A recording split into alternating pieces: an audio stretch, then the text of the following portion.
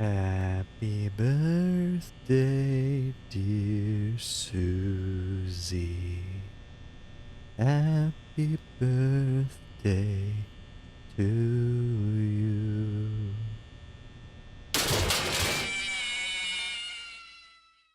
Welcome back to another Five Nights at Freddy's theory, and today we take a look back at the week before. For those of you who don't know what the week before is, it's a choose your own adventure style book that takes place the week before the events of FNAF 1. And unlike most other books in this franchise, this book is actually confirmed to be canon to the games.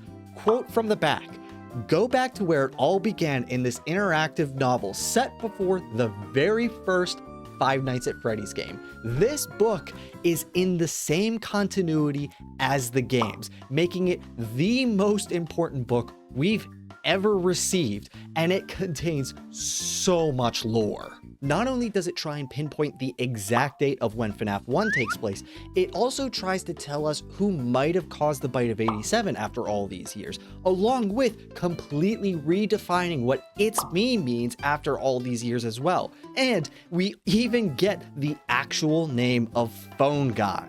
So let's finally stop calling this guy Phone Guy after all these years and finally give him the name that he deserves, Ralph. You know, you don't look like a Ralph to me. I kind of miss Phone Guy. So what exactly are we going to be talking about from the week before? Well, I think it's going to be really important to go through this book many times because it's going to give us a lot of answers to a lot of theories that we've had, both proving and disproving a lot of things that the community has been talking about for a long time now. But I think it's also very important to try and figure out what the book itself is trying to tell us with Ralph's story specifically, because there's a lot of just weird little details that are sprinkled in throughout this book. Take, for instance, Ralph's memory. Ralph has the worst memory I have ever seen. It's worse than my memory. Heck, it might even be worse than the Ice King from Adventure Time. What memories? I'm like a goldfish over here. In what way exactly? Huh? Oh, hey, Jake. Where am I? All right, maybe he doesn't have that bad of a memory, but he does have a bad memory. He's saying things at the beginning of the book that are completely contradictory to things that he says by the end of the book. And there are things like Fazbear Entertainment's start date that he tries to remember, but just can't remember for the life of him. Quite literally. Ralph is supposed to be like Fazbear Entertainment's #1 fan with how much he loves the company even whenever they're being thrown into hot water. So the fact that he doesn't know something like when they started is quite interesting, especially whenever he brings up the number that a lot of us have been pointing to, 1983, the one that is on this coin that I use a lot in my videos. And he even thinks that number whenever he's trying to come up with the year that they started, but it doesn't ring a bell for him, which is really interesting. I didn't understand why Ralph couldn't remember anything, but I figured that maybe the canon ending of the book would have given me answers. The canon ending being the one where Ralph records the Night 4 phone call for us and then dies. But as I was reading this book, I couldn't find this ending. I knew if Ralph was the phone guy, we'd find an ending where he's leaving the Night 4 phone call. But on my first read through, I couldn't find it. I found a ton of other endings. One where Ralph dies from mixing chemicals, one where Mr. Cupcake gets him, a ton where Foxy gets him, but none where he's leaving the Night 4 phone call. That is, until you hear from a character named Bronwyn. Bronwyn was investigating the Freddy's location and figured out that the animatronics are planning on leaving the restaurant after night 6. Ralph then realizes that he is the only one who can stop these animatronics from leaving the pizzeria because, of course, Bronwyn died before she could stop the animatronics. So Ralph goes back to the pizzeria one last night in order to stop the animatronics, his 6th night at this point. And he manages to stop the animatronics and then later dies to Golden Freddy without leaving the Night 4 phone call. Wait a second. I thought you said this was supposed to be the canon ending. Why the heck didn't he leave that phone call? Yes, I did say that this was going to get us to the Night 4 phone call, but it's not directly from this ending. In fact, from this ending, you only get the bonus item that's been kind of teased throughout the book, giving you ideas of where you can make other decisions, and now you have the ability to use it, but you have to start back from the beginning of the book. That means that in order for us to get the canon ending to this book, the one that gives us the same ending that we hear in FNAF 1, Ralph has to die first. And no, I'm not kidding. You have to get to this ending in the book in order for you to get to the canon ending that we know of. This is the only way that you're able to obtain this item specifically. Quote, now that you have the mobile phone bonus item, empty your inventory of everything but the phone, then turn to page 2 and start over for a brand new adventure. Ralph is forced to die first before he is able to get to the ending that we know happens in the games. That seems crazy, right? I mean, that would mean that the message that we're hearing in FNAF 1 is from Ralph's perspective after he's already died. Not that he's dying in the phone call, but that he's already died and he's reliving that week once again. That puts so much into question about what I know about this book. Like, does Ralph even have a daughter? Is Dave an important character? Is Ralph even alive at all in this book? And that question helped me figure out what this book was trying to tell us. Ralph might only be alive for one of these endings, the one where he gets the bonus item. Every other ending is Ralph reliving this week over and over and over again. Ralph is dead for the most part of this book, but he's trying to get his happiest day. Spirits in this series seem to only be able to move on to the afterlife if they remember their life. If they don't remember how they died or don't remember who they are or anything like that, they can't move on. And Ralph definitely seems to fit this bill, because at the beginning of the book, he's saying things that are completely contradictory to things at the end of the book, like how Coppelia was never at the pizzeria, except, oh no, she was at the pizzeria once, but she absolutely hated it and never wants to go back. Ralph forgetting things across this book is not an uncommon thing. Heck, every night after he leaves the pizzeria at 6 a.m., he always makes some sort of comment of how the last shift that he just had just seemed like it was a dream, and he's already forgetting what happened every single night. The biggest piece of evidence that helps support this theory is the fact that this book treats itself like it's a video game. And I'm not talking about the fact that most of the endings in this book end with game over. I'm talking about the fact that there is a page in this book that after you read it, the game crashes. There's an option in the book where you can use a master key in order to get into a room to get away from an animatronic. But once you use the master key and get into the room, you're met with this. A master key is not in this game. You are the one who must live with your shame. You know what they say, cheaters don't win, but those who might try make the purple man grin. And then the game crashes.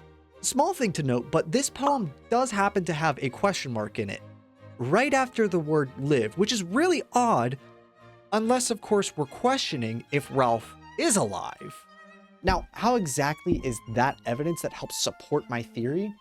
Well, Happiest Day is a video game that we have to play in FNAF 3. In fact, all the setup mini games in FNAF 3 before Happiest Day are video games. This book is treating itself like a video game because the video games in this franchise are able to hold on to people's souls. We've seen it all the way back in FNAF 2 with Foxy Go Go Go, Save Him, Save Them, and all the other 8-bit mini games, that these are ways that the souls are trying to communicate with the outside world. And this isn't a trait that the video games just lose over time. This is a trait that is kept around all the way up to the newest game in the franchise, Help Wanted 2. Cassie's father somehow connects himself to the Princess Quest video game in order to stick around and help Vanny get rid of Springtrap. So, that's a great story and all there, but how do you explain Ralph talking to Dave then? Dave?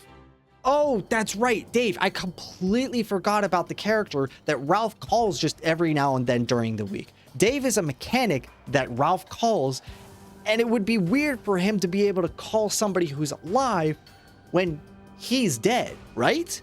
Well, luckily, the week before actually gives us his answer through Bronwyn. Bronwyn calls Ralph somewhere in the middle of the week, and she says things during this phone call like, oh, don't worry about me, it's already too late, which is already like, oh, maybe she's dead at this point. But she says something in particular that makes me think she died before this phone call. She's talking about Bonnie at some point, but accidentally calls him Jeremy. Now, Bronwyn sounds like a pretty smart character. I figure she probably already knew before she entered the building about the missing children's incident and which kids were involved. But the fact that she knows which kid was stuffed into Bonnie makes me think that she's already dead and she's able to communicate with the spirits.